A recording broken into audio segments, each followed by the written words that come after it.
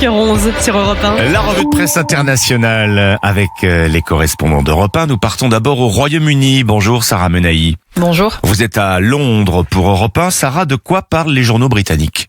Des conséquences des manifestations de la semaine dernière en Irlande du Nord. Brûler Belfast ne rendra pas justice à Stephen, titre le journal gratuit Métro, qui fait référence aux violents incidents qui ont éclaté lors des manifestations anti-immigrés au lendemain d'une attaque au couteau attribuée à un réfugié soudanais. Le magazine Time rapporte que des hommes masqués ont fait du porte-à-porte pour attaquer des habitations dans lesquelles vivaient des familles issues de minorités ethniques. Selon un premier bilan du Guardian, ce sont 27 personnes qui ont également perdu leur maison dans des incendies criminels. Autre conséquence de ces violentes manifestations, le quotidien The Independent rapporte qu'un hôpital du nord de Belfast a dû reprogrammer près de 50 interventions chirurgicales après que certaines de ces infirmières d'origine étrangère, terrifiées, écrit le journal, ont été la cible des manifestants. Nous partons au Liban, à présent avec Inès Gilles, correspondante d'Europe 1 à Beyrouth. À l'heure où Israël mène des frappes au Liban contre le Hezbollah, de quoi parlent les médias libanais ?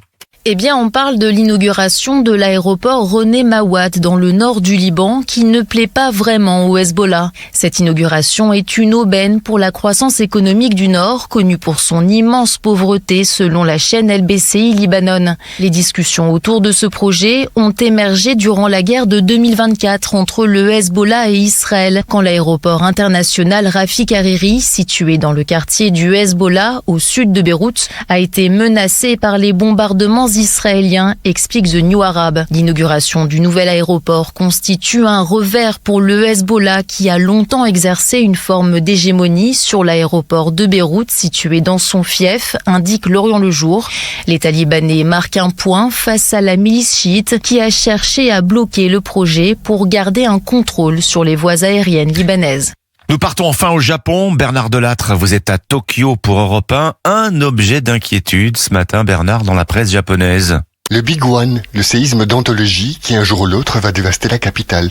La question n'est pas si, mais quand il surviendra, alerte Fuji News, les experts jugeant qu'il y a 70% de risque qu'il se produise dans les 30 ans à venir. Le gouvernement vient d'adopter un plan d'urgence visant à réduire le bilan d'une telle catastrophe qui s'annonce terrible, s'affirme Nippon TV.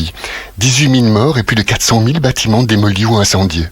Pour tenter d'éviter un immense brasier dû au court-circuit, on va donc installer dans tous les immeubles de la ville des disjoncteurs électriques ultra perfectionnés, capables de détecter les secousses peu avant qu'elles aient lieu et qui coupent automatiquement le courant, explique le Japan Times. Pour autant, le jour venu, le coût de ce méga-séisme sera exorbitant, souligne le quotidien financier Nikkei.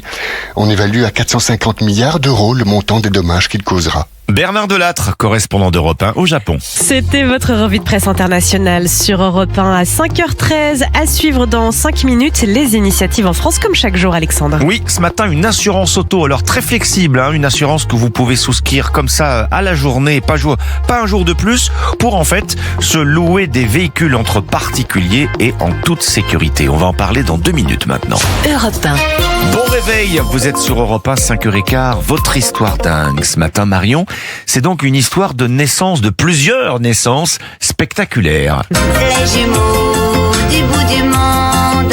Exactement, comme le dit Dorothée dans sa chanson, je vais vous parler de jumeaux, mais alors pas vraiment du bout du monde puisqu'on part en Allemagne. Ah bah c'est les voisins. C'est pas loin. Voilà, alors je vais d'abord tester vos connaissances sur le sujet, Alexandre. Est-ce que vous savez le pourcentage de naissances gémellaires dans le monde ? Oh là là, ça reste marginal, mais peut-être de plus en plus, non ? Sous l'effet des traitements fertilité, non ? Et effectivement, 2,5%. C'est une naissance sur 40 qui donne des jumeaux, donc plus de 1 600 000 paires de jumeaux naissent quand même chaque année dans le monde. Oui, quand même. Et on félicite bien sûr les parents parce que c'est du